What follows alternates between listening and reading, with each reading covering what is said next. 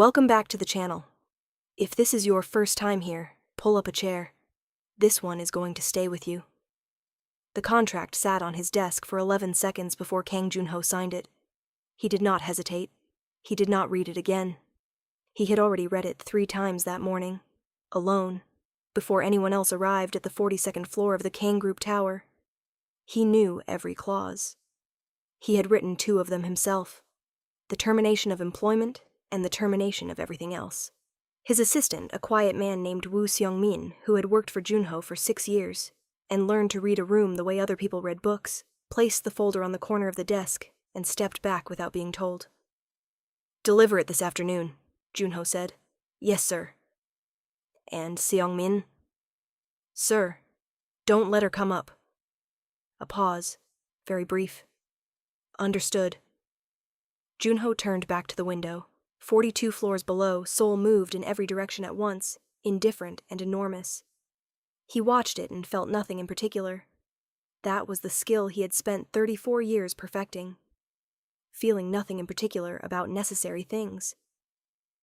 Park Ji-yeon had been his contracted companion for 14 months. It was an arrangement his late father had used with quiet frequency, and Junho had inherited the practice the way he inherited everything, without sentiment, without question, with a clean signature. The arrangement had terms: a private stipend, a small apartment in Yongsan, discretion on both sides, a renewable clause every 6 months. He had not renewed. He told himself it was because the board had finally pushed through the engagement to Chairman Han's daughter, a woman named Han Soyeon, who wore her hair in a perfect knot and spoke in full sentences about quarterly projections. A suitable match. A useful alliance? He told himself it was only business. He was good at telling himself things. Ji-yeon received the folder at 4:47 in the afternoon. She was sitting at the small kitchen table in the Yongsan apartment when Seong-min arrived, and she knew from the folder's weight before she opened it. She had known for 2 weeks, if she was honest. She had watched Junho grow quieter than usual, more precise in his language, more careful about eye contact. She had learned to read him almost as well as Seong-min had, and what she read in those last weeks was a man who had already left the room. She signed her copy without a word. Seong-min lingered 1 moment longer than was professional. "Miss Park," he said. Just that. "I'm fine," she said. She was not fine, but she was proud, and she was not going to have this conversation with a man who could not actually help her. When Seong-min left, she sat very still at the kitchen table for a long time. Then she pressed one hand flat against her stomach. A gesture so small, so private that no one in the world knew she had made it. She had taken the test 4 days ago. She had not told anyone. She had not called Junho. She had turned the small white stick over in her hands for 10 minutes in the bathroom and then sat on the tile floor with her back against the tub, and she had made a decision that felt like it came from somewhere very deep and very certain. She would not tell him. Not because she wanted to punish him. Not out of bitterness. Because she had watched Kang Junho for 14 months, and she knew exactly what he would do with that information. He would provide. He would be correct, and cold, and thorough. He would arrange something clean and contractual, a custody schedule and a monthly transfer, and the child would grow up as a line item in a spreadsheet, and she would spend the rest of her life accepting help from a man who had signed her away on a Tuesday afternoon without blinking. Her child deserved better than that. She packed the apartment in 3 days. She took nothing he had given her. She left the jewelry in the drawer, the designer coat on the hook, the card with its generous limit on the kitchen counter. She took her clothes, her books, 3 photographs, and the small ceramic mug she had bought herself at a market in Insadong on a day she went alone. She left Seoul. She did not leave a forwarding address. 4 years passed. Ji-yeon built a life in Daejeon with the kind of quiet determination that people mistake for simplicity until they look closer. She finished the graphic design degree she had interrupted. She found freelance work, then a small studio, then a client roster that kept her busy enough to fall asleep without thinking too hard. She had a daughter. The girl's name was Kang Areum, which was the first and last thing Ji-yeon allowed herself from that part of her life. The surname. She could not explain why, even to herself. It had something to do with honesty. The girl deserved to know where she came from, even if she never knew who he was. Aryam was 4 years old and had her father's eyes, and her mother's laugh, and an absolute inability to be quiet for longer than 45 seconds. "Mama," Aryam said one morning over breakfast, "does my appa know I exist?" Jiyeon set down her spoon. She said very carefully, "Why do you ask that?" "Subin at school says she has an appa who sends her birthday videos. I didn't get a video." "You got a cake. You got the big pink cake with the strawberries." "That's different," Aryam said, with the undefeatable logic of a 4-year-old. "Subin's appa said her name in the video." Jiyeon looked at her daughter's face, the exact line of the jaw, the particular stillness in those dark eyes when she was thinking hard. She said nothing. She picked up her spoon and finished her breakfast, and later that night, after Aryam was asleep, she sat on the floor of her bedroom and pressed her back against the bed and stared at the ceiling for a very long time. Junho found her by accident. He had not been looking. He told himself this repeatedly in the weeks that followed, as if repetition would make it feel cleaner. He had been in Daejeon for a meeting with a regional logistics partner, a dull 3 hours in a conference room that smelled like bad coffee and anxiety. Afterward, his driver had taken a different route back to the station due to road construction, and Junho had been sitting in the back seat staring at nothing when the car paused at a crosswalk.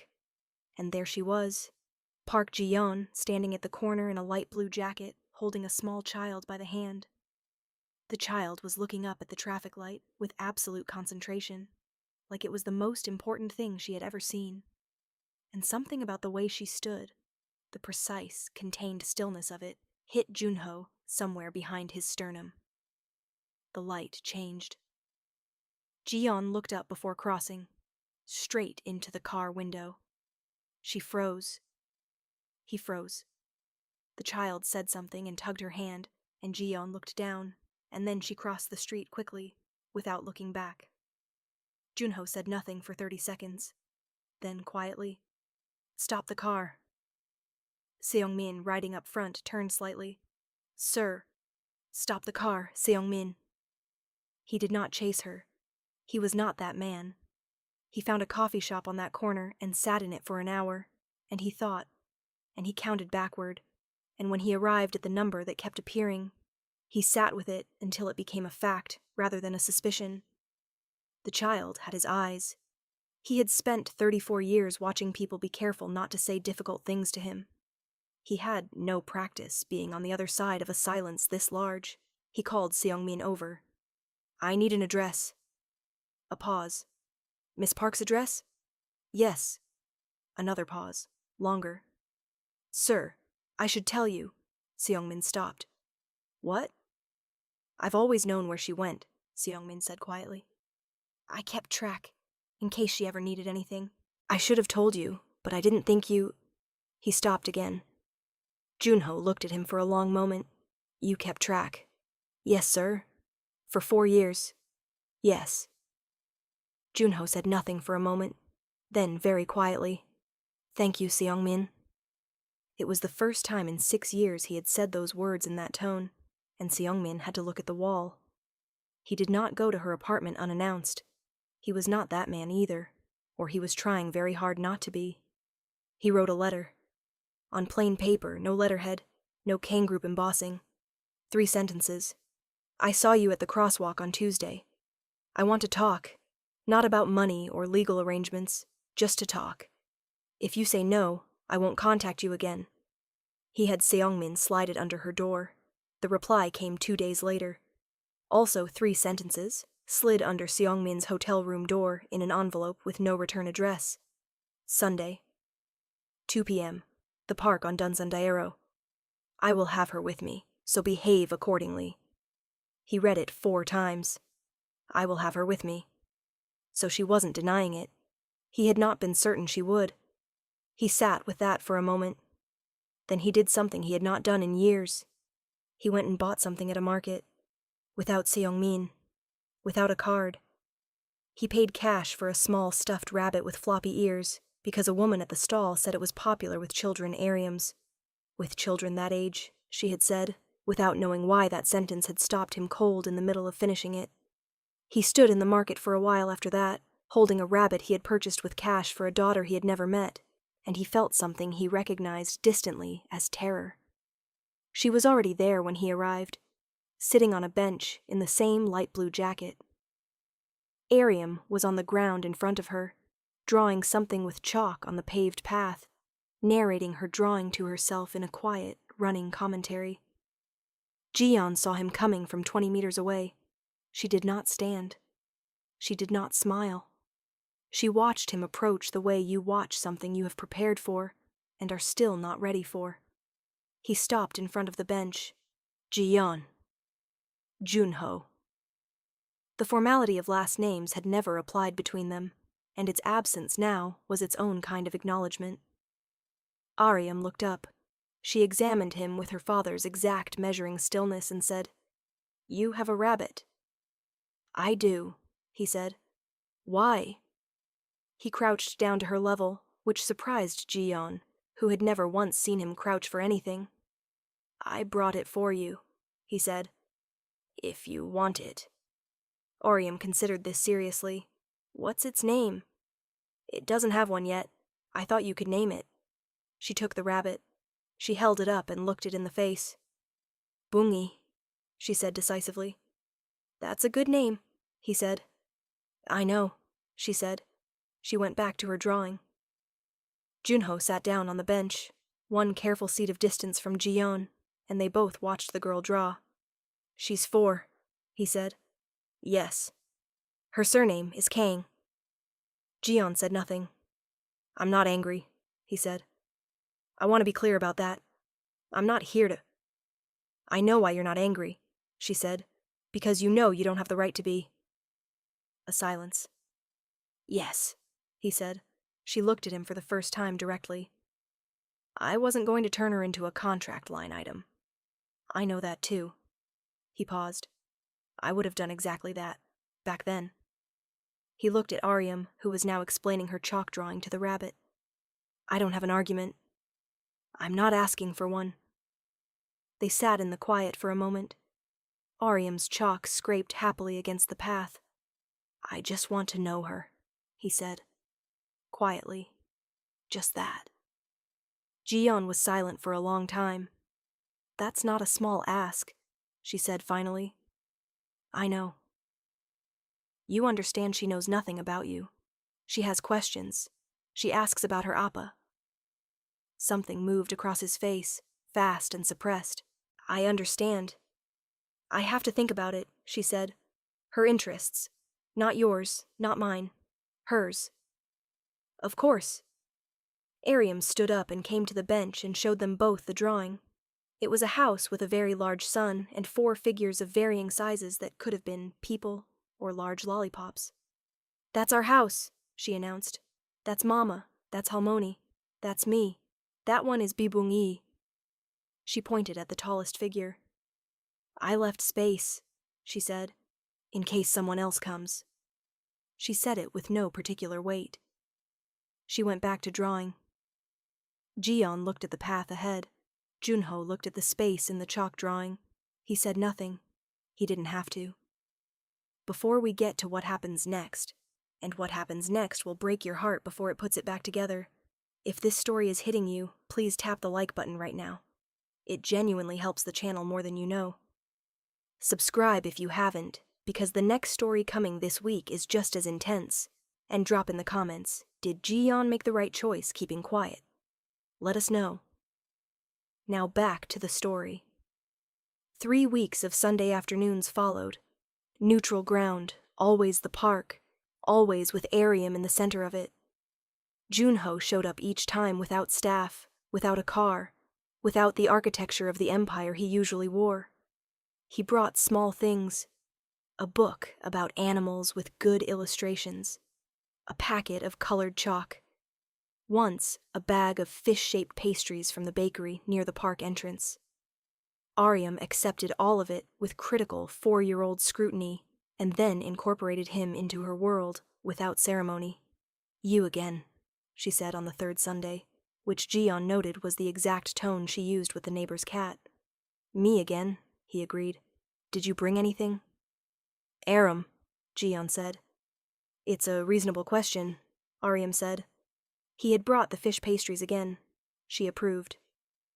She climbed up onto the bench next to him without being invited and ate her pastry and quizzed him on animal facts from the previous week's book, and he answered every question carefully and honestly, and when he got one wrong, she corrected him with great satisfaction. Jiyeon watched from a little distance, leaning against the fence, and felt something complicated and not yet nameable moving through her. They had not talked again about arrangements or futures, or the past. By unspoken agreement, they stayed in the present tense of Sunday afternoons. It was safer there. It felt, for the first time in 4 years, almost ordinary. Then the envelope appeared. It arrived on a Wednesday morning, slid under Jiyeon's apartment door. No stamp, no sender. Inside, a single photograph, her and Aryam and Junho on the park bench. Last Sunday, taken from a distance. On the back, in printed block letters, "Does Han Soyeon know?" Jiyeon stood in her doorway holding the photograph for a very long time. Han Soyeon. She had looked her up once, 2 years ago, out of something that wasn't jealousy, but lived in the same neighborhood.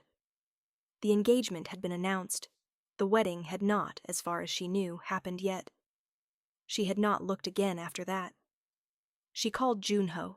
He answered on the second ring. "Someone took photos of us in the park," she said without preamble. "They're asking about Soyeon." A pause, then very quiet. "Are you and Aryam safe right now?" It was the first question. Not what did they want, not how did they find out. "Are you safe?" She noted it. She filed it. "We're fine. The photo was slid under my door." "I'm coming." "You don't need to." "I'm coming, Jiyeon." He was there in 90 minutes. He came alone again, no Seongmin, and she let him in and watched him look at the photograph with the particular stillness of a man reading a threat assessment, which was, she understood, what he actually was. "This is Han Soyeon's older brother?" he said. "Min Jun. He runs some of the family's less visible interests." He set the photo on the kitchen table. "The engagement was delayed twice. He has been looking for leverage. So my daughter is leverage. Not if I have anything to say about it." "That's not comforting," she said sharply. "This is your world. Your problems following you here." "I know." He did not look away from the photograph. "I know that. If they approach her school, they won't. You can't promise that." "I can handle Min Jun Han," he said. And then, quieter, looking at her. "But you're right that this is my problem. I won't insult you by pretending it isn't." She stood on the other side of the table. "What are you going to do?" "First, I need to talk to Soyeon herself. Not Min Jun. Soyeon. She has no part in this." "You're going to tell her." "I am going to tell her everything," he said. "All of it. What I should have handled with honesty 2 months ago instead of carrying on with a situation that was already finished." A silence. "The engagement is finished," he said. It was not a question. It was a statement of something he had known for some time and was only now saying aloud. Jiyeon looked at him. "Don't do that for me," she said. "I'm not," he said simply. "I'm doing it because it's the only true thing." He called Han Soyeon that evening. She listened to the whole thing without interrupting. She was, as she had always been, precise and composed, and more intelligent than most people gave her credit for. When he finished, she said, "I knew something was different when you came back from Daejeon. I should have—" "Don't apologize to me yet," she said. "I want to finish." A pause. "I've been trying to convince myself this marriage made sense for 8 months. I think I was mostly convincing myself for my father's benefit, not my own." Another pause, shorter. "Tell your daughter her name is beautiful." He was quiet for a moment. "Soyeon." "I'll deal with Min Jun," she said. "He's my brother. That's my problem. You stay away from him. He wants a reason to escalate, and you know how to give people reasons. Soyeon, we're ending the engagement," she said, mutually and without drama. "That's the version that gets released, and it's more or less true anyway." A brief pause. She has your eyes, doesn't she? He said nothing. Goodbye, Junho, she said. Not unkindly. She hung up. He sat in his hotel room for a long time after that, in the dark, thinking about the kind of person who could handle the truth that cleanly, and whether he had ever in his life been that person. He had not been, but he thought for the first time that he might be learning.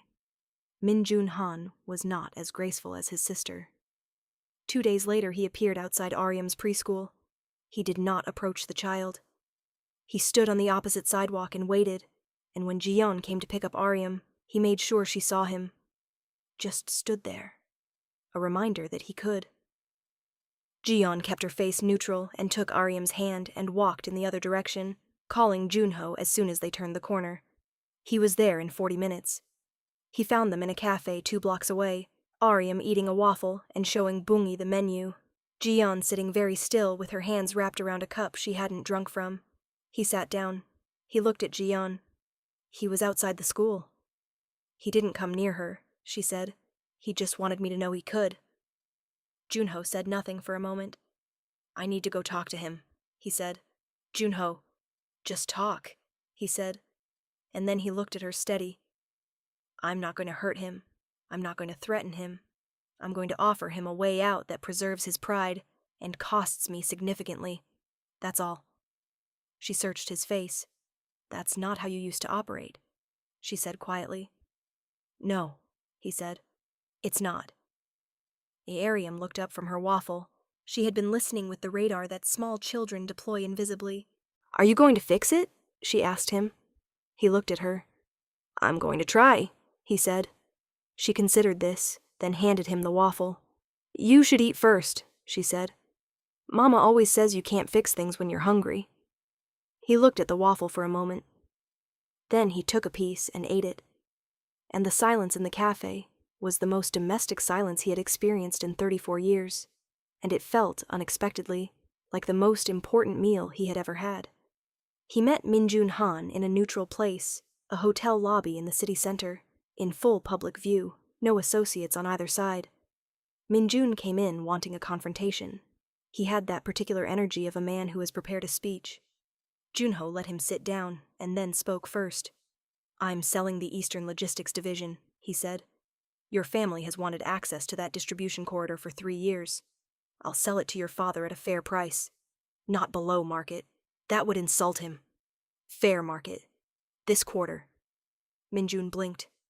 In return, Junho said, you leave Dijon alone. You leave the woman and the child alone. Permanently. The photographs disappear. A silence. That's it? Min Jun said. No threats?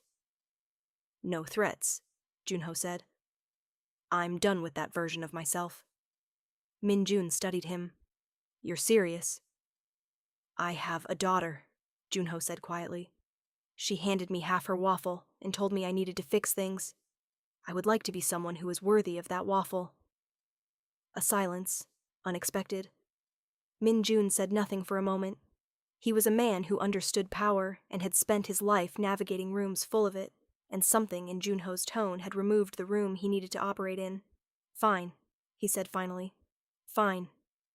The photos are gone. Good, Min Jun stood. Then he stopped. For what it's worth, he said, not quite meeting Junho's eyes. Soyeon sounds like she's doing fine. She is, Junho said. She's going to be fine. Min Jun nodded once and left. Junho sat in the lobby for a few minutes after. He called Seong-min. Start the paperwork on the Eastern Logistics Division, he said. Full sale, fair market. A pause. The Eastern Division, Seong-min repeated carefully. Sir, that's 30% of... I know what it is. A longer pause. Yes, sir, Seong-min said. He drove back to Daejeon. Jiyeon opened the door when he knocked and looked at his face and the particular absence of damage on it. You didn't fight him. I gave him what he actually wanted.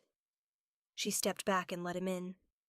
Aryam was already asleep, and the apartment was quiet, and they sat in the kitchen under the ceiling light, and Jiyeon made tea without asking whether he wanted it, and set it in front of him. He watched her do all of this, the ordinary efficiency of it, the small ceramic mug she put in front of him that he recognized. From the Insadong market. He recognized it because he had been with her that day. She had bought it herself, with the look of someone choosing something that was entirely hers. He had noticed it then, and said nothing because saying things like that had not been part of how he functioned. "You kept it," he said. She looked at the mug. "I kept what mattered to me," she said simply. He looked down at his hands. "Ji-yeon," he said. "I signed that contract because I was a coward. Not because of the board or the engagement. Because I was starting to feel things that didn't fit into the version of my life I had decided to have. And I solved it the only way I knew how." She was quiet. "I'm not asking you to," he started. "I know you're not asking for anything," she said. "You've been very careful not to ask for anything." "Is that wrong?" She looked at him. "It's different," she said. "You're different." "I'm trying to be." A silence, not unkind. "She asked about you before I ever took her to that park," Ji-yeon said quietly. "Every few weeks. Just questions." She never pushed. But she wondered. She looked at the table. "I thought I was protecting her. Maybe I was also protecting myself." He said nothing. "From what?" he asked finally. "From hoping," she said. He looked at her across the kitchen table and felt the old instinct, the containment, the careful absence of expression. He let it go. "I sold the Eastern Division today," he said, "to close out the Han situation. I'm also stepping back from the board. Seong-min can manage the transition. I built most of it with the wrong priorities, and I'd like to try building something with the right ones." She stared at him. "You're not the Empire," she said slowly. "It's not something you can just step away from." "I can step away from the parts I built out of pride," he said. "There will be enough left to be legitimate and manageable and a great deal smaller." He paused. "I'd like to be present. For her. For Sunday afternoons and birthday videos with her name in them." He paused again. "For more than that, if you ever—" He stopped. "But only what you're willing to have. On your terms. I don't have any right to set terms here." She was quiet for a long moment. Outside, a bus went by. The ceiling light hummed softly. From the bedroom, very faint, the sound of Aryam breathing in her sleep, the small, deep breath of a child, entirely at peace with the world. "She'll want to know who you are," Ji-yeon said. "When it's time. The real answer, not a managed version." "I'll tell her the real answer," he said, "including the part where I was wrong." "She'll have questions you can't answer well." "I know." "You'll have to sit with that." "I know." Ji-yeon wrapped both hands around her mug. "Sunday afternoons," she said finally. "We start there, and we go slowly." "Slowly," he agreed. She looked at him. Something in her face was not yet open, but it was no longer closed. There was a space in it, like the space in the chalk drawing, left in case someone else came. 8 months later, on an otherwise unremarkable Tuesday evening, Aryam told him her findings. She had been sitting next to him on the apartment floor, ostensibly helping him practice the correct pronunciation of several animal names from a new book, actually interrogating him about his personal history. "Do you live far away?" she asked. "Not as far as I used to." "Do you have a house?" "A smaller one now." "Does it have a room?" "It has several rooms." She considered this with her chin in her hand. "Bungi and I could visit." "Bungi and you would be very welcome." She nodded, satisfied with this negotiation. Then she looked at him with the direct, undeflectable gaze that still occasionally stopped his breath. "Are you my appa?" she asked. He went very still.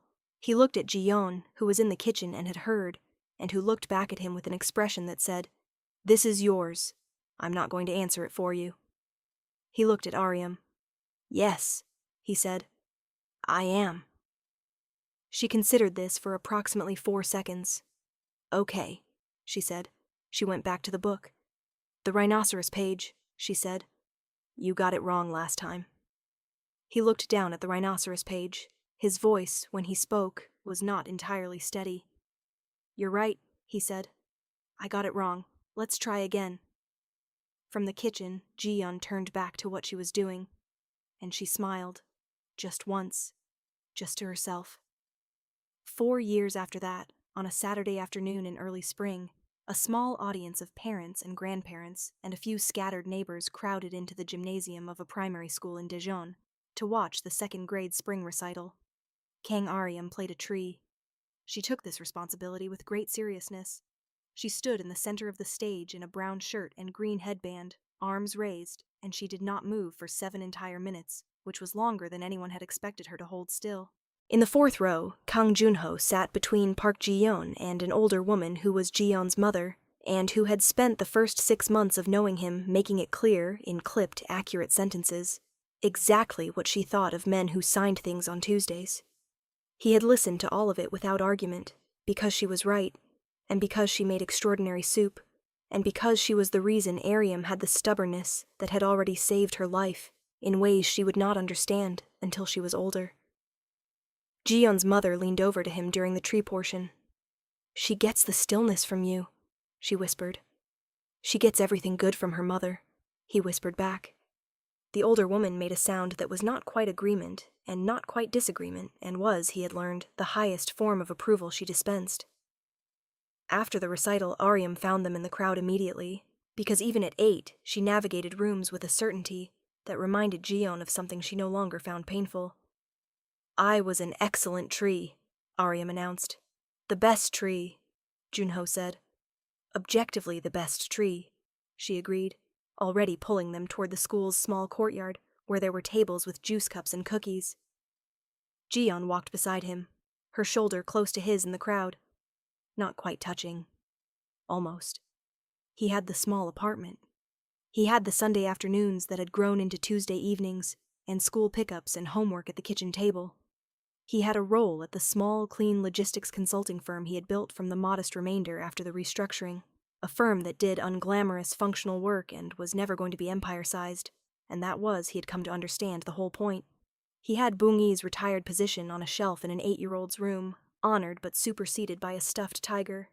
He had Ji-yeon, who was still measuring, still careful, still entirely herself, and who had looked at him that morning over coffee and said something about a walk later, just the two of them, if her mother could stay with Aryam. And it was said casually, but nothing between them was casual anymore, in the small, specific way that mattered. He had this gymnasium, and this juice cup and a cookie that Aryam had selected for him from the table, with the focused judgment of someone who knew exactly what he liked, which she did, which still amazed him every single time. He had, in the end, traded an empire for this. And standing in a crowded school gymnasium, with juice in a paper cup, and his daughter explaining to him why the other children's tree performances had been technically inferior, Kang Junho felt something he had spent 34 years not feeling. Enough. He felt enough. That's the end of this one, and I need a moment. The chalk drawing. The space she left in case someone else came. I cannot get that image out of my head, and I don't want to. Thank you so much for watching. If this story moved you at all, please subscribe. New stories drop weekly, and there are several coming that are just as layered as this one.